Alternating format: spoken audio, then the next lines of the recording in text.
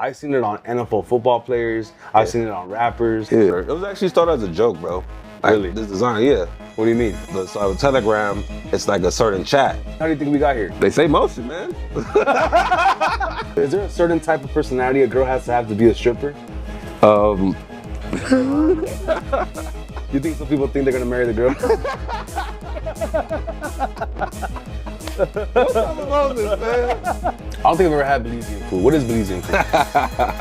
Man, Belizean food is bro, I gotta tell my mom all the time, Belizean food is like basically like Cuban food and all the same stuff, different names. Let's talk about Antarctica, that's all I want to talk about. Okay, talk to me about the ice wall. What's in our Antarctica? What's all about it? Fool, tell me. What's poppin'? It's your boy Moses, aka Nomo, chilling right here inside the Lit Outlet Podcast. I got a very special guest in the building.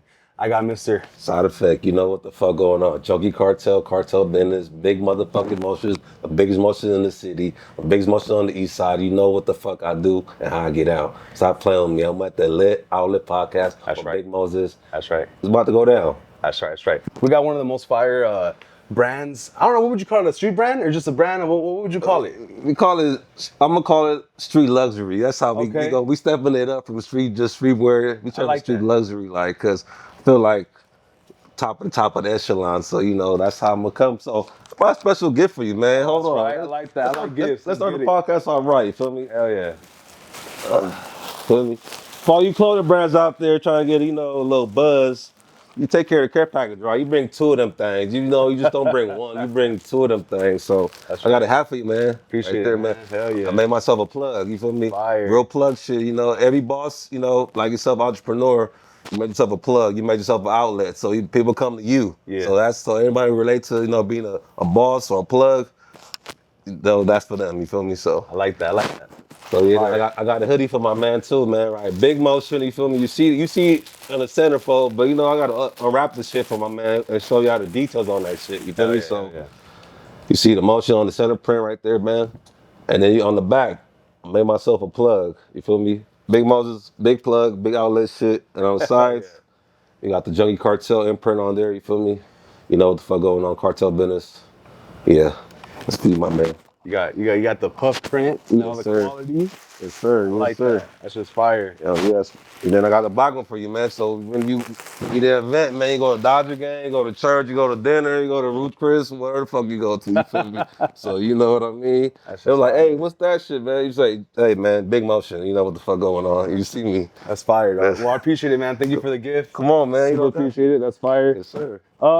When you said street luxury, Yes, sir. It really makes sense to me because I've seen lately, first the Junkie Kartel on the hats, I've seen that before. Thank you. But the motion, the 3 recycling icons, or whatever you want to call it, I've seen it on NFL football players. I've seen it on rappers. Yes, sir. I've seen it on people coming up. Yes. Like how has that something where like your brand has always been on fire like that since the get-go? Or is that something that's kind of started new? Like take me through the journey of how it went there. That's something new, but to take you through the journey of Junkie Kartel, I started out way back with my homie, rest in peace, KJB, Young Sea Dog. We were growing up. The actual name Junkie Kartel came from when we were just being some badass kids in the hood, fucking with bums and throwing shit at them, and them coming to fuck with us. So that's how we got the name Junkie Kartel established. So fast forward to 2020. During the pandemic, everybody had shit to do. We was all doing Forex or we was doing nothing, you feel me? Just locked in the house. So I was like, let me lock in with the brand and let me really, try to take it off the ground. Cause I always been into fashion. I always been into like Dipset, Pharrell, Lil Wayne, like Bape, all that shit, like the hundreds. Like always been into clothing. Always been into like fly shit. So I was like, let me put my twist on it cause I'm a fly nigga. So why the fuck not? It only makes sense, right? So it started like that. It started slow, I ain't gonna lie, man, because everybody got to go through the nicks and bruises and shit and learn, the game, like screen print, DTF, embroidery, like you gotta learn all that shit. So I'm over here burning through money trying to figure out what works and what doesn't work. So it took it's bumps and bruises, but 2024, we here now. We biggest motion in the city. We fucking changing the game. We making everybody pay attention to us. So that's where we at now with the brand, So I said street luxury because we fucking with bosses. We in the NFL. We in podcasters. We in rappers' videos. Yeah. We in strip clubs. wherever you want to go, baby, we there, baby. So yeah. You know, I want to talk a little bit about you. Okay. What were you doing before Junkie Kartel? What kind of line of business were you in? Me, man, I was into called legal. Nah, I'm fucking with you. Nah, I was a bouncer at a strip club, man. Oh shit. Yeah, I worked. Okay. I worked at South Hofbrau, man, for 10 years. That's probably the most famous one in LA, yeah, right? yeah, that's one of the biggest, littest strip clubs in LA, man. Facts. No shade to no other strip club, but you know, you want the baddies, you want the Sam's. You feel me? So, Facts. How was that experience for you? Sam's, man, Sam's was lovely, man. Just having the perks of being a bouncer, working with the girls, networking, fucking some of the girls. You feel me? Okay. Like that helps too. So it had a lot of perks and making money. So. The strip club was lovely, man. I can't lie, I can't complain about it. I would recommend people if they was trying to find a gig, but it's not for everybody. It's not for the weak-hearted. You know, it's one of those things where like 0% of the people, maybe 0.1% of the people in America can say that, especially as a man, that my coworkers are strippers. Yeah. Right? Yeah, So, definitely. because there's only like what, one or two security at a time, maybe a bartender guy, but the rest is all females. Yeah, but Sam's is different. Sam's has like five, six security guards at night shift, so day shift probably like 2. So yeah, you could say that, but How was it working with the girls like on a personal level, right? Because you get to know the girls eventually. yeah, you basically like they big brothers and shit. You they diaries, they journals. They advice. Hey, this guy did this shit. This guy did that. What does it mean? Like, does he really like me? Does he love me? Like dumb shit like that. Like a big bro type of vibe, but Yeah. also, if they fucking with you, they fucking with you. You feel me? So it goes either way. Cause she, like I said, stripper is gonna fuck with you for a benefit all the time. So it's not just kind of goodness of their heart. Would you say that strippers are all the same? Kind of like like how girls say about guys that we're all fuck boys, and there's only certain type of guys that want some same thing. Yeah. Is there a certain type of personality a girl has to have to be a stripper? I think you know where I'm getting with it. Fucking crazy, yeah. Yeah, Cause right? you gotta Yeah, be crazy, you gotta just go to be fucking, dancing butt naked for guys in your fucking underwear and lingerie. So Yeah. you gotta have a certain type of mentality to do that. It's just not for, like I said, for the weak-hearted. Just like security guards, because we gotta deal with like fights and fucking riots and other shit when shit get crazy with the big spenders coming in. Yeah. So it's definitely with the same thing with the girls, bro. It's the same thing. Like you gotta have a different mentality. So girls working there or doing that for occupation, they're on a different frequency, literally. So Yeah, facts. What kind of girls make the most money at the strip club? right now, I could say before when I first started, it was the more BBL, the fake asses. Yeah. Like just out of control, like ginormous ass. But now it's like more back to like the slim, thick, natural body. Like guys like that want to spend more on that, But they also spend with a little bit more like of a BBL kick to it. Like it was just like she got one BBL type shit. You know what I mean? But yeah. Yeah, but the natural grown bodies, that's the money makers for sure. Always been, but yeah, that's my personal opinion. Who's a typical customer? Is there like a weekend customer, a weekday customer, a morning customer? Like, what does people look like that go in there? Yeah, well, strip clubs, I think, like I said, it's like 3 tiers. Like it's a tier like the 9 to 5 guys, that go in 9 to 5. They go for lunch type shit. They just go eat, have a quick drink, get a quick lap dance, go back to work. Then it's the like I said, the trappers come in, like the people that's doing their shit in the streets, running it up. You know what I mean? Like getting that real chilly. And then it's the millionaires and the people that has influence and people have name. Those are customers. Like I don't want to get my names out, but yeah, the people that's making 7 figures, they're in there. So that's why I think it's a 3-tier system in the strip club. So if you want to fit to get in, you kind of want to be a little bit of a blend of all 3 of them, if you can. Right. But because like I said, you go in there to get entertained. It's a fantasy at the end of the day. You're not, you know what I mean, gonna marry the girl. Right. So You think some people think they're gonna marry the girl? what's up with Moses, man? My boy tripping over here. You think they really good? Do you think they really think that? Some people Bro, fall in yes. love. Bro, these girls got game, bro. These girls are cold killers, bro. They will connive, deceive, lie. Like Eddie Guerrero, lie, cheat, and steal, man. Like, it's really like their mindset. Like, unless you really got that game or that dick or that bread, them hoes is going. Like, you feel me? So, That's what I can say to that. Because I feel like sometimes there's always like a broke homie in there, or Yeah, someone. yeah, How do broke yeah. people survive in there and not get kicked out? It's a 2-drink minimum. As long as you buy 2 drinks, you can stay long. They got specials and shit, man. So you can go get two beers for like what, $10, $7? Okay, so yeah, you get a beer special. So you can go in there, and like I said, from the 9 to 5 guys, they're also like generating money for the club because they're buying alcohol. So we're not kicking them out if they buying drinks at the bar, but if they're not tipping their girls, well, they're not working hard enough. Get off your phone, bitch. Tell me straight up. So. Damn. Yeah. That's crazy. Are you still working at the strip clubs? Right now I'm on a hiatus. Okay. I'm a free agent. But you lasted there pretty long. Yeah. Damn. I did. That's a long time, man. But did you need like a break or something? Like a little too much for you? Definitely, yeah, man. I've been going hard, bro, for a long time. I didn't even start at Sam's. I started at Dave's and Games. Oh shit. When it first opened up on Washington. I started over there first. So then I was there for 4 years, and then I went to Sam's eventually. Okay. So like my whole adult life, I've been working in strip clubs, like till I turned 21. Okay. So pretty much, yeah, you get burnt out of the nightlife, waking up fucking 1 o'clock in the afternoon, for so many years, just like, bro, we wake up early, feels good, like, damn, feel normal. Yeah.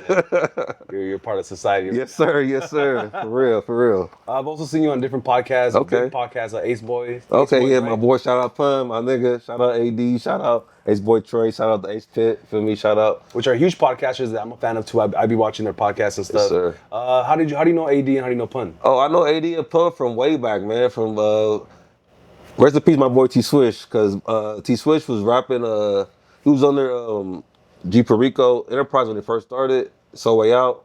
So Pun was managing G Perico at the time. So Okay. that's how I know Pun. And then AD, he was managing AD eventually. So they'll come to the club when he had the single, The Juice and shit like that. And me and Pun got real cool, but me and Pun was cool from homie T Swish. So it's like the type of relationship. So it was always on the love on the back end, you feel me? So it's all love. Were you the plug for like the strippers in the music video and stuff like that? Yes and no, cause dudes will hit me like, yo, we need some strippers and shit, and I'm like, yo, is you paying, nigga? Like, so dudes, when they hear the price tag, they be like, oh, now we good. So Yeah. you have to either come get it on your own or figure it out, bro. But yeah, definitely, I done set up a few plays for girls to be in videos and photo shoots and shit like that. Like, you feel me? So they know to come to Sidah Fect if they need some girls. Definitely, like, I got you. I'm gonna ask you your price. Yeah. And I'm gonna ask you, because these girls will ask for deposits or they go ask for the. They smart. Yeah, they not stupid anymore. They think with a little bit of brain they have. Yeah. Side Effect. How'd you get the name Side Effect? Sidah Fect, man. And if I got Sidah Fect, man, I go back to my high school days, man. How old are you, man? What am I asking? I'm 34. 34. Cool. You're the same age. Basically, remember they had B track, C track, A track? Yeah. Yeah, so I went to Jefferson High. Okay. So we used to always play with like the C track, like they little P squad. So I had a teacher named Mr. Carvajal. And he called me, gave me the name Sidah Fect because whenever the B team played, that was all right. That wasn't the shit. Them niggas was, C was always open up. But when I came in the game and played, because I was a little taller and linky and shit, so when I get in the game, it'll be a big difference. Offensive flow, we be winning games, we'll be talking shit, we be like, run us our bread, run us our lunch tickets, or run us our Jack in the Box. You know what I mean? So that's what it was. So that's how I got the name Sidah Fect. You're a B track or C track? I was B track. Oh, me too. I was B track Okay. too. Hey, fuck with you, man. Let's go. I don't really hear a lot of B track. There's no more tracks no more. Right? Yeah, it's no more tracks no more, but back then, yeah, I was B track. So how was Jefferson High School back then? Jefferson High, man. It was a fucking movie, bro. Like, I got so many good memories at Jeff, man. It's crazy. To be at the fucking riots there. Okay. That shit made it to the White House. Like, you feel me? I was part of leadership. I was a DJ there. DJ all the fucking games, the football games, the little auditorium shit when they had like announcements and shit. Or While you were at school there, you were DJing? yeah, I was DJing. I was DJ for 2 years. Damn. 11th to 12th grade. That's tight. Yeah, so like I was part of like, not part of like, but when Power 106 would go to the schools, so like part of the street team, yeah, I was fucking with like Felly Fell and like when they would go there, like who's you? I'm like, oh, I'm Sidah Fect type shit, but like I stopped DJing when I got into music, but I always DJed for a couple more years after that. Like when I would be at Dames and Games, I was DJing there too. So Oh shit. yeah. Okay. So, Well, what do you like more, DJing or the music? I love both, man. I've been in love with both since a young age, bro. I've been around a lot of DJs my whole life, and then the rapping it started at Jeff. Like we'll be like on rainy days, there'll be a group of niggas ciphering and shit, and we can't play basketball, so we just start beatboxing and just freestyling and shit. So that's how I really got into rapping like that, Okay. So I like it's 50-50 with me. I like both. Yeah, but you still DJ? No, I don't, but I do have the itch to always get back into it. Don't you feel like DJing has completely shifted as far as like how good you have to be a DJ nowadays? Because you got like before that you have to actually spin shit. Like Yeah, you have to spin records and you have to know the Serato, whatever it's called. yeah, you have to know Serato and you know how to the tracks and all that. Like it's different because now you just upload and you can just kind of just put autoplay. Yeah. It's different. Or you go to Spotify. DJing was like a more art back then. You had to like get your turntables, get your speakers, and get your shit right, and to make a name for yourself back then as DJ. But ain't nothing wrong with now because, like I say, society changes. So with everything else, it goes with that. So even DJing, bro. So, but like I said, if I got back into DJ, it would be so much easier now than back then. Yeah. You get me? So. I feel like a lot of sets are like pre-recorded. And like as a DJ, you should be able to like look at the crowd, see what's going on, read the room, and then throw a song in there. Yeah, definitely. You know what I mean? Yeah, definitely. People, that's to say, it's a whole vibe. You gotta set the tone. You the masters of ceremonies in a certain way with being a DJ too, not an MC, but the DJ. You talk on the fucking mic too. So you setting the vibe, you getting everybody hyped. Like get your ass on the dance floor, or like you don't want no people standing on the walls, like doing. Like, we don't want no wall taggers. We want people on the floor shaking ass, getting freaky, getting to it. We came here to have a good time. So. When you were DJing at the strip club, say there was a girl, because you got to play the songs for the girls, right? The song that they request. Not really. No, you don't have to? Not really. You can. They gonna tip you there, of course, but you play what I play, and you go dance to what you feel me? Ain't no questions asked. How would you pick the song? Like, all right, this girl got a big butt. I'm playing something from Atlanta. This girl, I'm playing something from. well, yeah, because girls will kind of give you their taste. Some will give you like a bullshit R&B song. Some will give you some trap shit. So you be like, the fuck? Doesn't even match your description, but it is what it is. But yeah, you kind of go with the vibe of the club though. Also, like you play like I feel like me when I DJ in sequence. So I'll play like. I'm playing Atlanta, I'll play 4 Atlanta songs, then I'll go to 4 Memphis songs, then I'll go to 4 Miami songs, then I'll go to 4 New York songs, then 4 LA songs. Mm-hmm. You keep it consistent, you keep it balanced. That's what DJing really is, keeping the flow of the ceremony, the event going to where everybody's vibing and having a good time. So a lot of DJs don't know that though, because they'll play dumb shit and like this didn't even match with that vibe, or they didn't even go with this, or you didn't even know how to open, or you didn't even know how to close the function, you know what I mean? So, hey, you been to a function, you be like, bro, this is the last song, really? Yeah. Thank you. So last song has gotta be a song that like everyone can sing to it. Yeah, exactly, because it's a vibe, everybody's drunk, everybody wanna go fuck, everybody wanna go eat, everybody wanna go home and sleep. And then you also wanna send the people outside in a good mood, like everyone fucking with each other. Yeah, so nobody fighting, ain't nobody getting beat up, everybody not getting robbed and shit in the parking lot. Definitely, I agree with you with that, bro. Exactly. When you see your logo and your clothes on famous people on like Instagram or TV, whatever it is, is it guaranteed that you gave it to them, or sometimes it just shows up and you don't know how they got it? Nah, I do a lot of the groundwork behind the scenes. Like me, I always been a hard believer in hard work, getting your hands dirty. Like I feel like you should learn every function of a business that you're doing. So, like that is like it's considered marketing. So you have to like basically get in the DMs, send the DMs, network with the people who knows them and say, hey, I know this guy, I know this girl. Okay, cool. Then all right, well, I got some merch that I think's pretty fire that should rock. You feel me? I give it to them on the house. All they gotta do is rock it, tag me, cool, whatever. If they don't, whatever, fuck it. They got it still. You feel me? Yeah. It could pop up in a picture 2 years from now. Who knows? But because sometimes people always want shit done on their time. And I'm learning with marketing, sometimes you gotta let people just be. You just can't force them, because when you force them, they feel like rushed. So also like you don't wear my shit for like a year, I wouldn't get mad, but I know it's gonna pop up eventually. So I already did the ground, I already planted the seed from way back. So that's how I feel with marketing with the Junkie Kartel from from the Philadelphia Eagles to upcoming rappers, Lefty Gunplay, Top Rank Gang, like I feel like those guys I do them a service to rep the brand correctly, and it's all on them, bro. Like I don't feel no type of way because I'm doing so much marketing behind the scenes. Like it's gonna hit eventually. You know what I mean? Yeah. Like you keep pushing that button, punching that wall, you'll get through eventually. So everybody started to see my hard work finally pay off. You know, so that's what I can say. I think people see a person like you that's coming up, right? Kind of out of nowhere for some people, right? But you've been kind of grinding for a long time. I've been on. Everybody knows from the east side, man. From the east side of South Central, man. If you know from the east side of South Central, Vernon Ave, you know that's motherfucking Sidah Fect. You know, money making Sidah, that's me, niggas selling motherfucking half ounces, feel me, QPs, you know what I mean? We getting it in, bro. But it's not a mystery. Like, my name hold weight in that community, but not like no motherfucking mafioso, but it's just like, people know me. You check my background. You feel me? Like, you check my background. Well, what I'm trying to say is I think people would assume that it's overnight that your brand's coming up. Yeah. And when they watch maybe an interview like this, they want to see if there's any shortcuts to get as far as you are right now. But is there shortcuts, or is it just a long journey behind the scenes working hard? You know what I mean? I can say 50-50, bro, honestly. I'm not even going to cap, because it's not what you know, it's who you know. And a lot of people that I align myself with to got me in the right direction has led me to where I'm at now. Like, yeah, it's true. It's true to say, like, your homies, the day ones, they don't really support you. And it's true, bro, because they don't.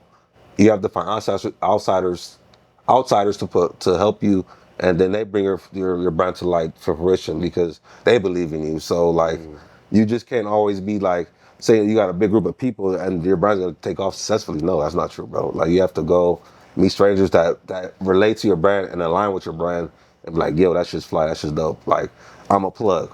I got motion. Then, you know what I mean? It's instantly like, what, you know what I mean? It's connection, you know what I mean? Like, nostalgic, like, oh, you see a brand, you be like, oh, that's me. Just like your Otani shirt, right? Like, you're a big fan of Otani. You seen that shirt, you're like, that's me, right?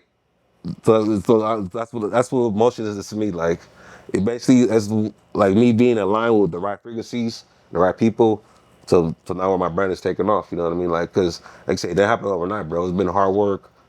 It's been a lot of long nights. It's been a lot of long days, man. But we getting there. We figuring it out, and as we getting there, we taking off, man. So, what do you think is the hardest part about starting the clothing brand? Definitely the money, bro. Cause I don't know how much I was in debt, but it was a lot, bro. Because you're trying to get everything right. You're trying to get all the tunes right, trying to tune everything right, trying to get everything right. So when you roll it out, it's a success. You know, everybody wants to sell out, but it doesn't happen that way. You feel me? So you go, you trial tribulations, you get burned. You get your war scars. You know what I mean? Like, all right, this works, this doesn't work. This is seller, this is not a seller. The website's whack. The website's, you gotta get this. I gotta get this guy to work. I gotta get this girl to work. Like, it's like, who's the trend? Who's viral? What's in? What's not? You know what I mean? Like, it's a lot of work, bro. It's literally like an everyday full-time job. You know what I mean? If you want to be ahead of the game, because once you get comfortable, your competition, like I said, hard work's big talent. Hard work's big talent every time, bro. So you can be talented as hell, but somebody working harder than you, they're gonna pass you up every time. Yeah. It's like, I see you, man. Like, your podcast, putting in work, man. And a lot of podcasters that were stagnant or think, oh, we got to name it, the lit outlet, go be number one popping podcast on Apple Music. Feel me? On YouTube. You feel me? Yeah. 1 million subscribers. Come on, Moses. Yeah. That's what we going. We going big motion, bro. We fucking going to the top with it, bro. Facts. Yeah, I mean, I agree too. Like, a lot of times it feels like I'm stagnant. Yeah. But to me, it's like I gotta post every day. I gotta drop an episode every week. Definitely. Multiple clips and stuff. They say now the content is new currency. Yeah. Because people can monetize off of content. His eyeballs, his money. It's 1 billion eyeballs every day on Instagram and TikTok and a whole bunch of platforms. So if you have content across all those boards, your brand is bound to hit somebody interesting or want to come on your podcast. Somebody might DM you like, yo, I'm a fan of your shit. Let me fucking come sit down with you and talk to you. You know what I mean? That's how it is. Your hard work's gonna pay off. You know who you're gonna attract, who likes your vibes, who likes your setting. They're like, oh, that's me. You know what I mean? Just I feel like everything in life just aligns with the vibrations and frequencies and what you attract. You feel me? Like what you want. You put out bad, you get bad. You want good, you get good. And being stagnant, it's a good thing because when you keep pushing through, being dedicated, your stagnant is gonna uplift you. You feel me? Right. So at the end of the day, like next year, you might be the #1 podcast in the fucking city and you got a fucking waiting list. Yeah. And you're like, hey, bro, you tapped in on me before. That's definitely already happened. I'm sure it's probably happened to you where like you try to get someone to wear your shit. Yeah, definitely. And now you're above them. You're like, hey, you know what? Not right now. Maybe next time. Yeah, maybe next time, man. You missed your shot, big guy. Yeah, sorry. Tough luck.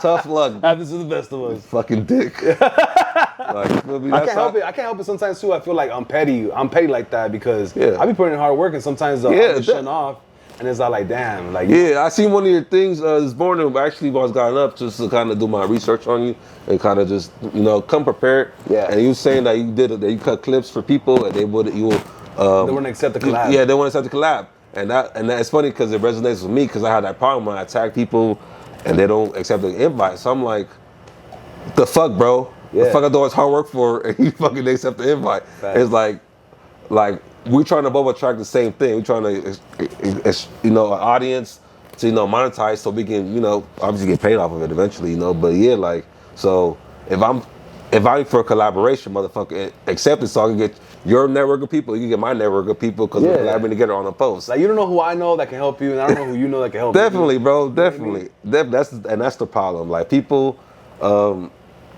What's the word I'm looking for? Like, not fear of missing out, but like when you pass them up in a certain way, they feel like the ego gets hurt and burned. Like, oh, damn, this motherfucker think he's bigger than me now.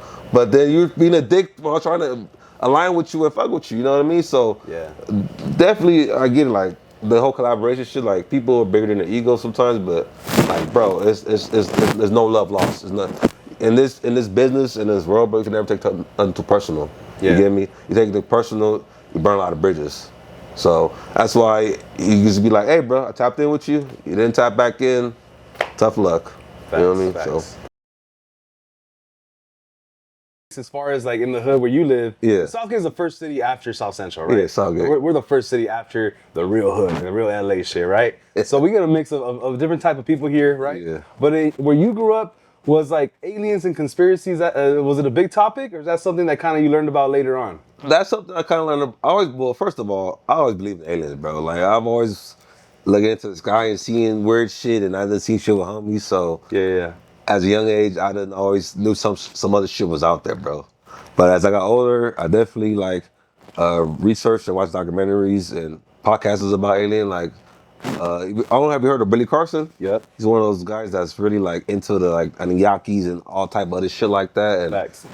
How Jesus is like, well, they're not real. It's just a perception, and how God is in our DNA already. Like we were already gods as it is. So yeah, and the Area 51 shit and the Roswell shit. I know all about that shit, man. So I done did my research. So I'm a big fan of alien conspiracy type shit. So I believe in it. So what do you think? How do you think we got here? They say motion, man. Someone started the motion. They started the motion, man. They had to get this motherfucker rolling, feel me? From the fucking little white dwarf story was, and then expanded to the big globe we is here now today, man. All right, you think the world is round or flat? I'm gonna get a lot of heat for this one, but I think the Earth is round.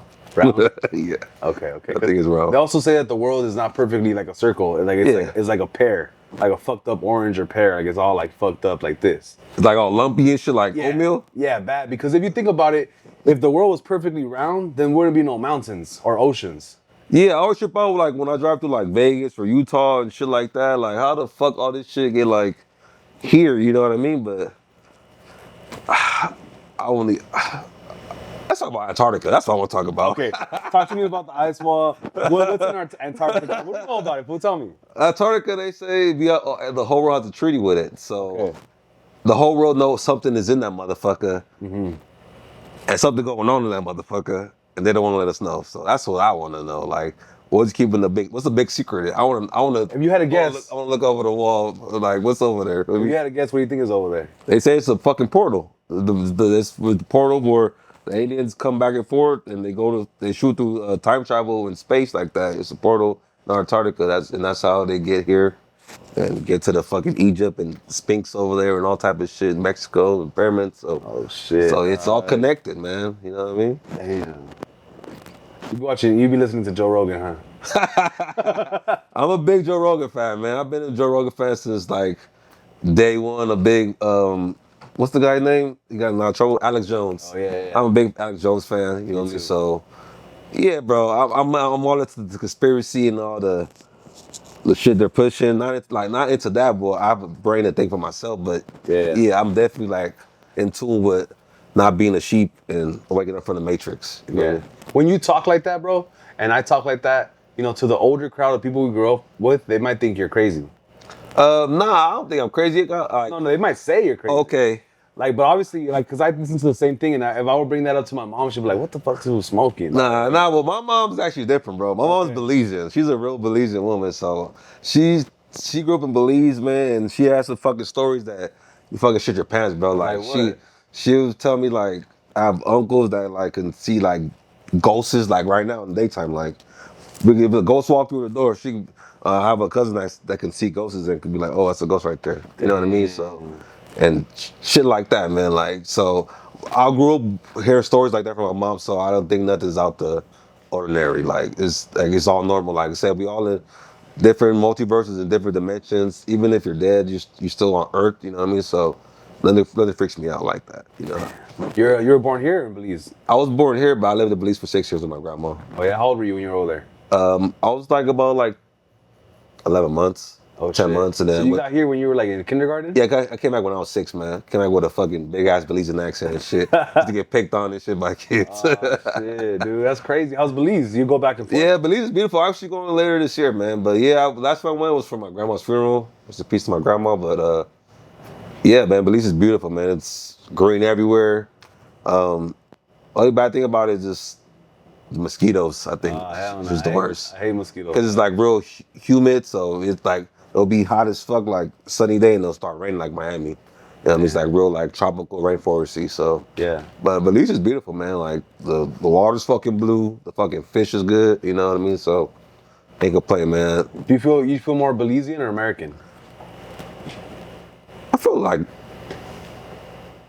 me. I feel both, man. I just feel like I'm ingrained with two cultures because I'm American, but I'm Belizean, so I kind of infuse both cultures together. So, you know what I mean? So I don't feel I'm more of anything. You know what I mean? I'm just a Belizean American. Yeah, because for me, like I'm first generation, right? So my parents are from Mexico, but I'm born here. Yeah. So for a lot of me, like the Mexican flag represents how much I love my parents, right? Yeah. Because they're definitely that's me because my parents they're both full-blooded Belizeans.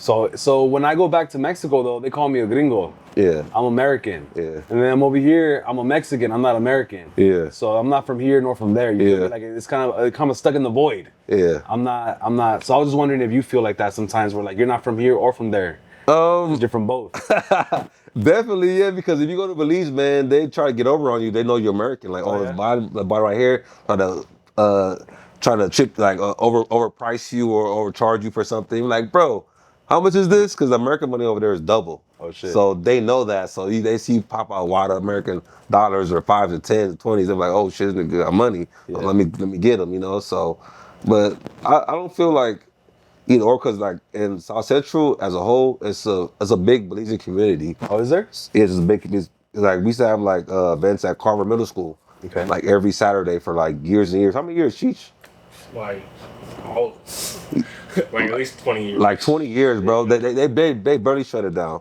But if any Belizeans watching this will tell you like they have we had events there for years every Saturday. So there was a big Belizean community. So it's like I never felt not at home, but I always feel at home. If you know what I'm talking about? Yeah. It's like always in reach. You know what I mean? So.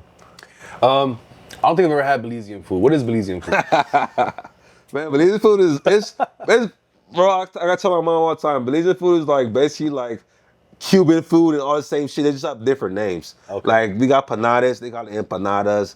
It's like we got jerk chicken, we got oxtail, we got like plantain, rice and beans. We call it a hadut, like fish soup. What else we got? Like Johnny cake, stewed chicken. Like Belizean food it aligns with like Cuban and Puerto Rican, like you know what I mean, like and Honduras because we're neighbors in Guatemala. So Yeah. you know what I mean. But it's basically the same food, bro. It's the same shit. They just call it different stuff. You know what I mean? No difference. Yeah, I've had Cuban food before. It's really good. Actually, the best Cuban food I've had was in Miami. Oh, yeah? Shit was fire. I went to Miami. The Cuban foods and all that. No? Nah. Where's a good Cuban food then? Shit, to me, a taco truck, a Cuban torta. No way. Which one? Which taco truck? Okay, you want to talk taco trucks? Okay, I'm always claim my guys. I don't know the name of the truck, bro, but they're on fucking Figueroa and fucking Vernon, right by the freeway. Okay. It's a blue truck in the parking lot of Ross. It's a long fucking line every day. You know what I mean? So that's like the best food truck ever, bro. I've been going there since I was a little kid. You know what I mean? So. Okay. Are you more of a sit down fancy restaurant, or you're a taco truck guy out on the street? Nah, I'm from the streets, man. So I'm good for 5 street tacos and a little potato, man. Call it a day, man. But I do, you know, fine dining restaurant, and like I do Ruth Chris and Mastro's and Morton's and fucking Javier's and all that bullshit. You know, I like both, but I'm a hood nigga inside, so I love me a good street taco. I love a good papusa on the street. I love a good, what they call it, the pollo, the Guatemala, whatever, the fried chicken, right? Okay. Yeah, I like all that shit, man. Like, you feel me? I like a bacon wrap hot dog. Ooh, bacon wrap. That's some LA shit right there. Right? With the onions and the chili. Man, come on, Moses. You already know. So I don't really care for the fire dining, bro. Like, Me either. I feel like I have to go sometimes because of my lady, but if definitely. if it wasn't for my the girl, ladies, I you probably wouldn't- I gotta wouldn't- go for the ladies. You gotta show them a good time, you know. You wanna get that ass at the end of the night. Gotta pay that bill, boy. Stop playing. Hey, so like for us Latinos, like I can almost tell almost every time when like I see another Latino, I'm like, that fool's Salvadorian, that fool's Mexican, that fool's from Guatemala, right? I can go down the list and this and that. For like Black people, can you tell like this was Belizean, that was Jamaican, that was Nah, like hell, like nah. You really can't unless you hear them talking like Creole. Okay, that's like kind of the cold barrier. You're like, okay, you hear Creole, be like, okay, what are you, Jamaican or you Belizean? And then, or you know, like even some Haitians talk Creole because they're down there. You feel me? But you can't really tell. Probably by hair, they're mixed. You know what I mean? But you can't really. You call Belizean Jamaican, he's gonna get offended. You call a Jamaican and Belizean, they're gonna get offended. You know, it's always been that tug of war with Belizean and Jamaican because they all identify as, oh, you the fake Caribbean savior. You feel me? But you know, I'm gonna say this right now, man. Shout out Belize, man. Shout out Slime Creek. Shout out Belma Pond. Shout out Koya. Feel me? You know what the fuck going on, man. What's some good Belizean? If you had to send somebody to go get some Belizean food in LA, where would you send them to? I was definitely with the Tracy's, Jonas Sisters, Peppers. Hey, what's that one spot, Cheech? Yeah, my mom. Yeah, my mom's like the cook of the family, so yeah, so everybody goes to her for Belizean food. Damn. What about around here? What's the closest thing around here that's pretty good? Southgate.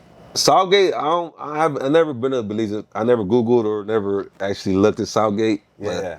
I don't think we got one, but like in this, like maybe in South Central or Watts or Compton. What do you think is around here? Oh yeah, definitely.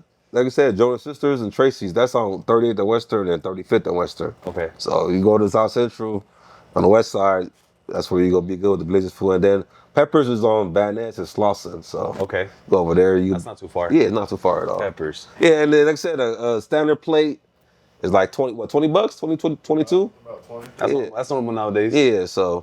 Nah, but Belize food always kind of been like that. It's always kind of been like $20 for a plate. It don't matter about inflation, you know what I mean? Okay. So tell me about the process of actually getting the product out to the people. Okay, the product is basically order some shit, right? Order some shit, then I'm gonna get you right. But yeah, you order it, then like burn the screen, right?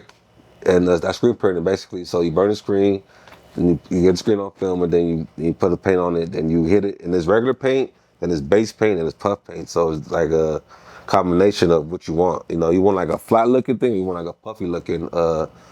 Like basically, I'll show you an example.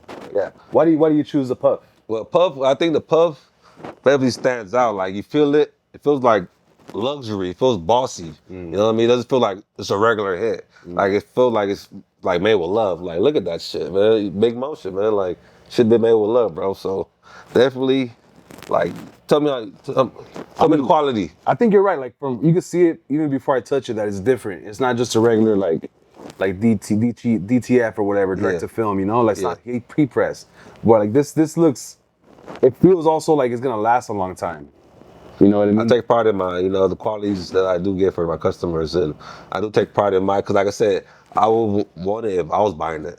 Like if I was buying this shit with my own hard-earned money, how I want it to feel. So that's how I incentivize that to my customers when they buy my stuff. Yeah, you're gonna get the best quality that there is. You know, I'm not gonna shortchange you. I'm not gonna give you no shit from China. You know, I'm gonna use some shit like from America, basically, and basically it's gonna be top of the line quality. Yeah. What's your number one seller? My source of emotion.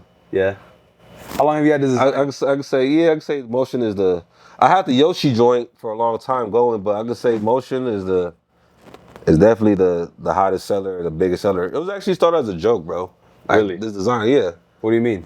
Because the Telegram, it's like a certain chat, and it's like, it's codes, like it'd be like, oh, I need a whale, or I need like who got motion, you know what I mean? So a lot of trappers would get mad in the Telegram talking shit like, man, stop fucking saying that shit in the chat.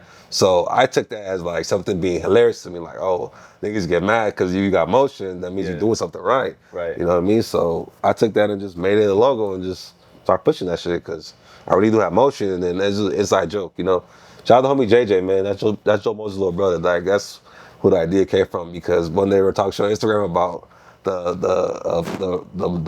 recycling motion, and like, stop putting that shit, cause it started as a joke, really. Yeah. That's right. I like that, bro. That's a great story. Yeah. My boy, I appreciate you pulling up, giving us a free merch. Hell yeah, man. Come on, man. I'm gonna be the flyest fucking Mexican out here right now, dog. Yeah, man. The flyers, man. The flyers are the flyers, man.